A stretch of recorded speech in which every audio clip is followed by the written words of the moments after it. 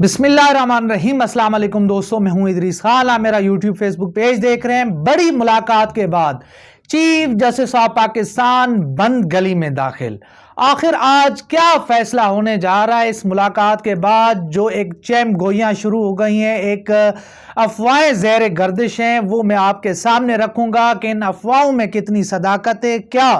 Chief justice of Pakistan پیچھے جو ہے اپنا انہوں نے ہتھیار ڈال دیے ہیں یا پھر نہیں؟ کیا اس ملاقات کے بعد نون لیگ کے لیے خطرے کی گھنٹی بج گئی ہے؟ کیا اس ملاقات کے بعد جو ہے نون لیگ کے لیے مشکلات میں اضافہ ہو گیا ہے یا پھر ان کی مشکلات میں کمی واقع ہونے جا رہی ہے؟ اور دوسری بات، اس ملاقات کے حوالے سے جو دونوں طرف سے یعنی کہ پی ٹی آئی اور نون لیگ کی طرف سے جو خبریں چلائی جا رہی ہیں، جو ایک ٹویٹس کی بھرمار ہیں، اور جو صحافی ہیں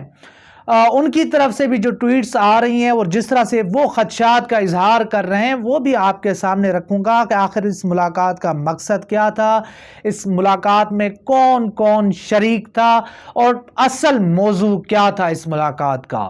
تو یہ آپ کے سامنے رکھیں گے کہ ہمارے سورسز نے یہ تصدیق کی ہے کہ آج جو ہے چیف جسٹس آف پاکستان سے D G I S I general Nadeem Anjum صاحب اور اس کے ساتھ ساتھ جو ہے 2 سے 3 اہم جنرلز کی ملاقات ہوئی ہے۔ بڑی طویل ملاقات ہوئی ہے۔ اس ملاقات کا مقصد جو سپریم کورٹ آف پاکستان کی جانب سے 17 اپریل کی ایک ڈیڈ لائن دی گئی تھی کہ 17 اپریل تک الیکشن کمیشن یعنی کہ پنجاب میں ہونے والے الیکشنز کے حوالے سے سیکیورٹی پلان دیں اور افواج پاکستان اور اس کے ساتھ ساتھ باقی اداروں کی سیکیورٹی یقینی بنائی جائے۔ تو ذرائع یہ بتاتے ہیں کہ یہ پوری ملاقات اسی حوالے سے تھی۔ ڈی جی آئی ایس آئی نے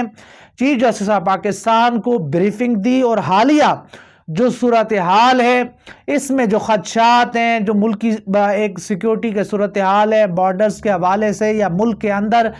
جو ایک معاملات چل رہے ہیں، اس کے اوپر جو ہے انہوں نے بریفنگ دی ہے۔ تو اس کو جو ہے اپنا بہت سارے لوگ اس کو جو ہے اپنی اس میں لے رہے ہیں کہ کچھ لوگ جو نون لیگ کی طرف سے ہیں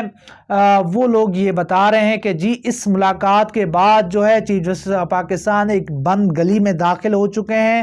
اور اس ملاقات کے بعد حکومت اور سپریم کورٹ کے درمیان جو ایک ڈیڈ لاک تھا وہ اب ختم ہونے جا رہا ہے۔ برف پگھل گئی ہے، برف پگھلنا شروع ہو گئی ہے اور کل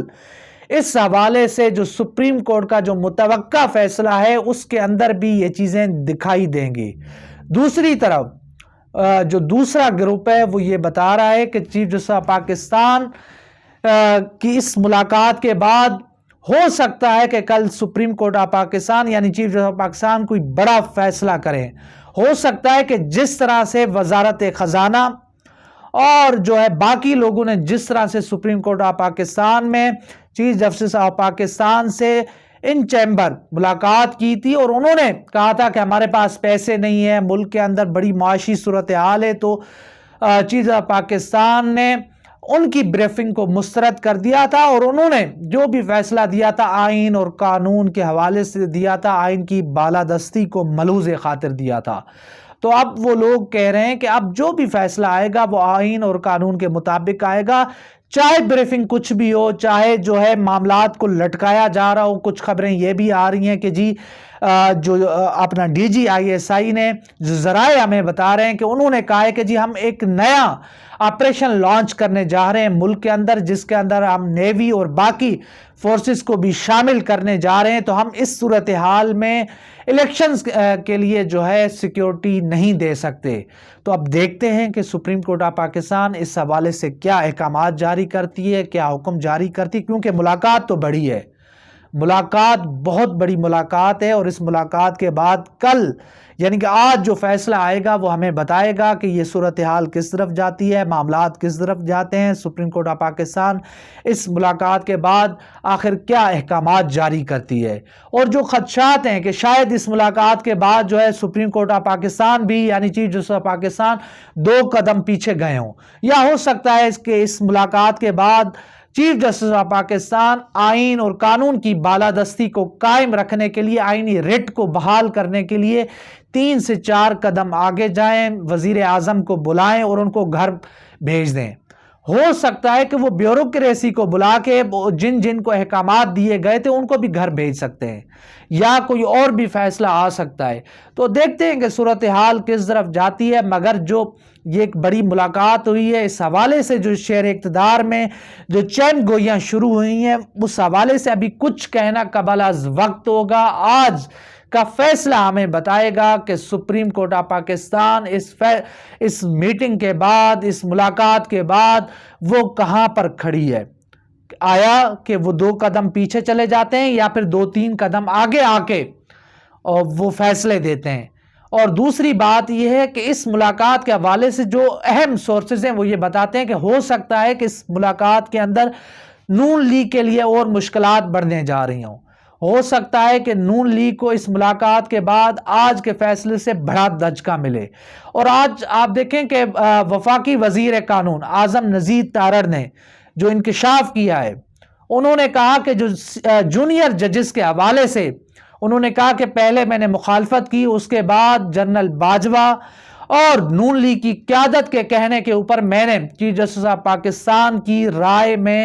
ان کی رائے کو میں نے تسلیم کیا اور ان کی ہاں میں ہاں ملائی اور میں نے ووٹ دیا۔ یعنی کہ 2 جونیئر ججز صاحبان جو 8 جو رکنی بینچ تھا جس میں وہ شامل تھے، جسٹس حسن اظہر رضوی صاحب، جسٹس شاہد وحید صاحب، انہوں نے کہا کہ میں نے ان کو ووٹ دیا اور وہ میں نے ووٹ جو ہے ایک جنرل باجوہ صاحب اور جو ہے حکومتی قیادت کے اس کے اوپر دیا۔ تو یہ وہ صورتحال ہے، اور ابھی بھی لگ رہا ہے کہ شاید جس طرح سے نون لیگ کے ایک وزیر صاحب کھل کر سامنے آ گئے ہیں، جنرل باجوہ صاحب کا انہوں نے نام لے لیا اور ساتھ میں انہوں نے چیف جسٹس آف پاکستان کا بھی نام لے لیا ہے، تو یہ بڑی صورتحال اس وقت بڑی واضح ہو گئی، اور دیکھنا ہوگا کہ اس پورے معاملے میں فوج کہاں پر کھڑی ہوئی ہے، اور کیا فوج چوروں کے ساتھ کھڑی ہوئی ہے، آئین دشمنوں کے ساتھ کھڑی ہوتی ہے، یا پھر وہ سپریم کورٹ آف پاکستان کے ساتھ کھڑی ہوتی ہے، آئین کے ساتھ کھڑی ہوتی ہے، آئین کے رٹ کو بحال کرنے کے لیے چیف جسٹس آف پاکستان کے ساتھ کھڑی ہوتی ہے۔ کل پاکستان بار کونسل نے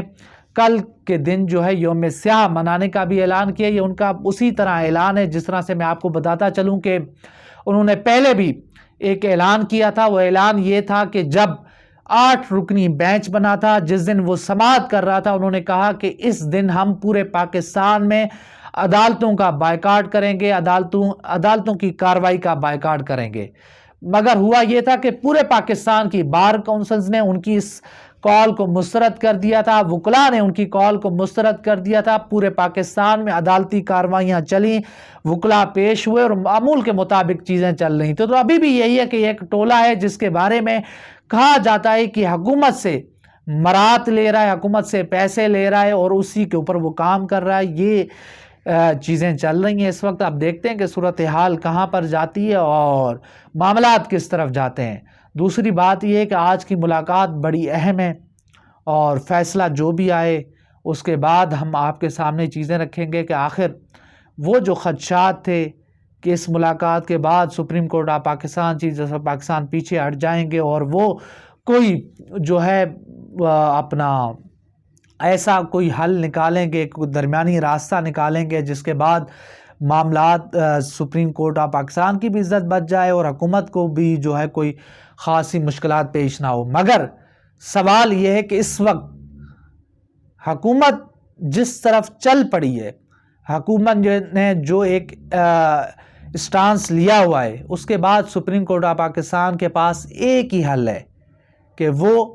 شہباز شریف کو فارغ کرے، بیوروکریسی کو فارغ کرے، یا چند وزراء کو فارغ کرے۔ اس کے بعد ہی جو ہے ان کی رٹ قائم ہوگی، ان کے بعد ہی اس کے معاملات قائم ہوگے، کیونکہ جو صورتحال بن چکی ہے، جو صورتحال معاملات جس طرف چلے گئے ہیں، جس طرح سے سپریم کورٹ آف پاکستان کا حکم آیا، اس کے بعد اس حکومت نے اس حکم کو ماننے سے انکار کیا، ایک حکم آیا، دوسرا حکم آیا، پھر تیسرا جو ہے حکم آیا، یعنی کہ یہ حکومت ٹس سے مس نہیں ہو رہی۔ اور اس کے پیچھے بھی ایک بڑی وجوہات ہیں کہ اس کے پیچھے کوئی طاقت تو کھڑی ہوئی ہے، کوئی طاقت تو ہے اس کے پیچھے کہ وہ جو ہے نون لیگ کے ساتھ کھڑی ہوئی ہے، نون لیگ کو سہارا دے رہی ہے، نون لیگ کو کہہ رہی ہے کہ آپ ڈٹے رہیں، آپ کھڑے رہیں، ہم آپ کے ساتھ کھڑے ہوئے ہیں، آپ کو کوئی طاقت ہلا نہیں سکتی، سپریم کورٹ کا فیصلہ آپ کو ٹس سے مس نہیں کر سکتا، آپ آئین کو رون دیں، آپ آئین کو تباہ و برباد کر دیں، مگر ہم آپ کے ساتھ کھڑے ہوئے ہیں، آپ الیکشن نہ کروائیں۔ تو اب دیکھتے ہیں کہ آج کا فیصلہ کیا آتا ہے، اس فیصلے کے بعد مزید بات کریں گے، آپ کے سامنے چیزیں رکھیں گے۔ تو انشاءاللہ ملتے ہیں اگلی ویڈیو میں، تب تک کے لیے اللہ حافظ۔